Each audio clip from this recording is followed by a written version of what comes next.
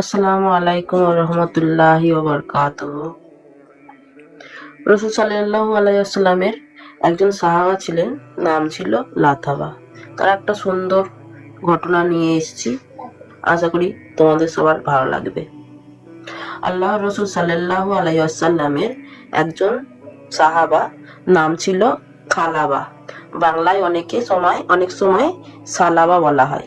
মাত্র 16 বছর বয়স।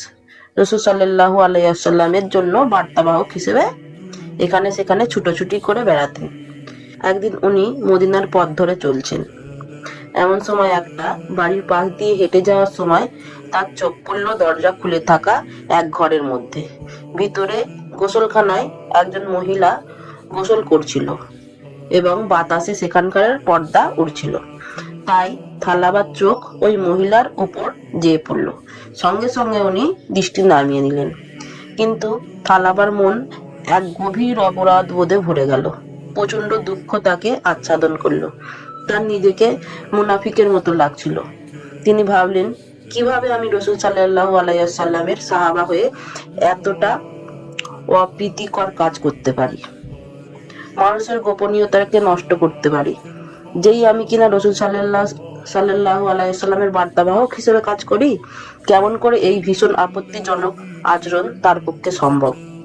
তার মন আল্লাহর ভয়ে কাতর হয়ে গেল। তিনি ভাবলেন, না জানি আল্লাহ সুবহানাহু ওয়া তাআলা আমার এমন আচরণের কথা রাসূল সাল্লাল্লাহু আলাইহি ওয়াসাল্লামের কাছে প্রকাশ করে দেয়। ভয়ে রাসূল সাল্লাল্লাহু আলাইহি ওয়াসাল্লামের মুখোমুখি হওয়ায় লজ্জায় তিনি তৎক্ষণাৎ ওই স্থান থেকে পালিয়ে গেলেন। এভাবে অনেক দিন চলে গেল। রাসূল সাল্লাল্লাহু আলাইহি ওয়াসাল্লাম অন্যান্য সাহাবাদেরকে থালাবার কথা জিজ্ঞাসা করতেই থাকতেন, কিন্তু সবাই জানালো কে থালাবাকে দেখেনি। এদিকে রাসূল সাল্লাল্লাহু আলাইহি ওয়াসাল্লামের দুশ্চিন্তা ক্রমেই বাড়ছিল। তিনি ওমর রাদিয়াল্লাহু তাআলা আনহুকে সালমান আল ফারিসি সহ আরো কিছু সাহাবাদের পাঠালেন থালাবার খোঁজে। মদিনা তন্ন তন্ন করে খুঁজেও থালাবার দেখা মিলল না। পরে মদিনার একেবারে সীমানাবর্তী একটা স্থানে, মক্কা ও মদিনার মধ্যখানে অবস্থিত পর্বতময় একটা জায়গায় পৌঁছে কিছু বেদুইনের সাথে দেখা হলো তাদের। সেখানে এসে তারা থালাবার সম্পর্কে খোঁজ খবর নিতে শুরু করলেন। তোমরা কি লম্বা তরুণ কম বয়সী একটা ছেলেকে এদিকে আসতে দেখেছো? তারা জিজ্ঞাসা করলো। বেদুইনগুলো মেষ চড়াচ্ছিল। তারা জবাব দিল, সে খবর তারা জানে না। তবে তারা জিজ্ঞেস করলো, তোমরা কি কন্দনরত বালকের সন্ধানে এসেছো? এ কথা শুনে সাহাবীরা আগ্রহী হয়ে উঠলেন এবং তারা বর্ণনা জানতে চাইলেন। উত্তরে ওরা বলল, আমরা প্রতিদিন দেখি মাগরিবের সময় এখানে একটা ছেলে আসে। সে দেখতে এত লম্বা, কিন্তু খুব দুর্বল। সে শুধুই কাঁদতে থাকে। আমরা তাকে খাওয়ার জন্য এক বাটি দুধ দিই। সে দুধের বাটিতে চুমুক দেওয়ার সময় তার চোখের পানি টপ টপ করে পড়ে মিশে যায় দুধের সাথে, কিন্তু সেদিকে তার হুঁশ থাকে না। তারা জানালো, 40 দিন যাবৎ ছেলেটা এখানে আছে। একটা পর্বতের গুহার মধ্যে সে থাকে। দিনে একবারই সে নেমে আসে। কাঁদতে কাঁদতে আল্লাহর কাছে সর্বদা ক্ষমা প্রার্থনা করতে করতে উপরে চলে যায়। সাহাবারা বর্ণনা শুনেই বুঝলেন, এ থালাবার না হয়ে আর কে হবে। তবে তারা উপরে যেয়ে থালাবাকে ভরকে দিতে চাচ্ছিলেন না, এজন্য নিচেই অপেক্ষা করতে লাগলেন। যথাসময়ে প্রতিদিনের মতো আজও থালাবা কন্দনরত অবস্থায় নেমে আসলেন। তার আর কোনো দিকে খেয়াল নেই। কি দুর্বল শরীর হয়ে গেছে তার। বেদুইনদের কথা মতো তারা দেখতে পেলেন থালাবা দুধের বাটিতে হাতে কাঁদছে, আর তার অশ্রু মিশে একাকার হয়ে যাচ্ছে।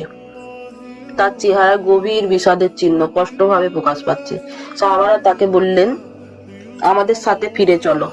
অথচ থালাবা যেতে রাজি হচ্ছিলেন না। তিনি বারবার সাহাবাদেরকে জিজ্ঞাসা করতে লাগলেন, আল্লাহ কি আমার মুনাফিকি বিষয়ক কোনো সূরা নাজিল করেছে? সাহাবারা উত্তরে বললেন, না, আমাদের জানা মতে এমন কোনো আয়াত নাজিল হয় নাই। ওমর রাদিয়াল্লাহু তাআলা আনহু বললেন, রাসূল সাল্লাল্লাহু আলাইহি ওয়াসাল্লাম আমাদেরকে তোমাকে নিয়ে যাওয়ার জন্য পাঠিয়েছেন। তুমি যদি এখন যেতে রাজি না হও, তাহলে তোমাকে আমরা জোর করে ধরে নিয়ে যাব। রাসূল সাল্লাল্লাহু আলাইহি ওয়াসাল্লামের কথা অমান্য করবেন এমন কোনো সাহাবা ছিল না। কিন্তু থালাবা এতটাই লজ্জিত ছিলেন যে সে ফিরে যেতে চাচ্ছিলেন না। এরপর সাহাবারা তাকে রাসূল সাল্লাল্লাহু আলাইহি ওয়াসাল্লামের কাছে মদিনায় নিয়ে আসেন। মহানবী সাল্লাল্লাহু আলাইহি ওয়াসাল্লামের কাছে এসে থালাবা আবারও একই প্রশ্ন করে, আল্লাহ কি আমাকে মুনাফিকদের মধ্যে অন্তর্গত করেছেন, অথবা এমন কোন আয়াত নাজিল করেছেন যেখানে বলা আমি মুনাফিক? রাসূল সাল্লাল্লাহু আলাইহি ওয়াসাল্লাম তাকে নিশ্চিত করলেন যে এমন কিছুই নাজিল হয়নি। তিনি থালাবার দুর্বল পরিশান্ত মাথাটা নিজের কোলের ওপর রাখলেন। থালাবা কাঁদতে কাঁদতে বলে উঠলেন, হে আল্লাহর রসুল, এমন গুনাহগার ব্যক্তির মাথা আপনার কোল থেকে সরিয়ে দিন। ওনার কাছে মনে হচ্ছিল যেন সে এসব স্নেহের যোগ্য না। রাসূল সাল্লাল্লাহু আলাইহি ওয়াসাল্লাম তাকে সান্ত্বনা দিতেই থাকলেন।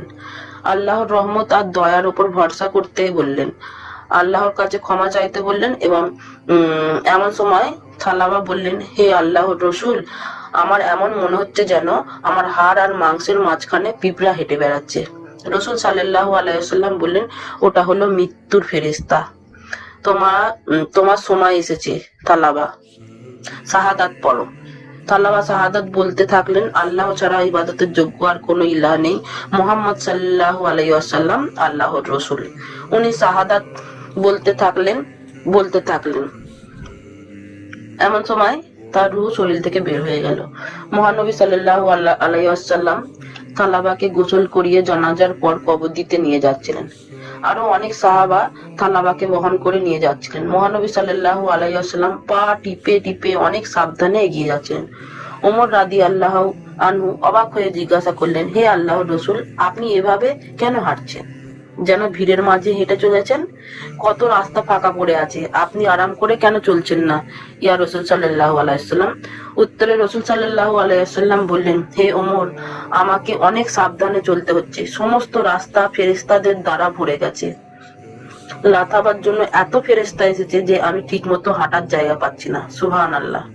এই সেই লাথাবা যে ভুলক্রমে একটা ভুল করার জন্যই এত প্রায়শ্চিত্ত করেছেন। গুনাহর কাজ করা তো দূরের কথা, গুনাহ না করেও আল্লাহর কাছে ক্ষমা চেয়ে চেয়ে ব্যাকুল হয়েছেন। কত উঁচু ছিলেন তিনি আল্লাহর চোখে যে তাকে নেয়ার জন্য ফেরেশতাদের আগমন রাস্তা পড়ে গিয়েছিল। এই সব ফেরেশতারা নেমে এসেছে শুধু থালাবার জন্য, তার জন্য দোয়া করার জন্য, তাকে নিয়ে যাওয়ার জন্য। আর আমরা সারাদিনে জেনে না জেনে এত ভুল করেও, এত গুনাহ করেও অনুশোচনা করি না। উল্টা আমাদের পছন্দ মতো কিছু না হলেই আল্লাহর আদেশের উপর অসন্তোষ প্রকাশ করতে থাকি, জীবন নিয়ে নালিশ করতে থাকি। একটা হাদিস আছে, মুমিন বান্দার কাছে তার গুনাহগুলো এমনই পাহাড় ভেঙে তার মাথার উপর পড়বে। আর একজন দুর্বৃত্তকারীর কাছে গুনাহ এরকম যে মাছি এসে তার নাকের উপর উড়াউড়ি করছে আর সে হাত নাড়িয়ে সেটা সরিয়ে দিল।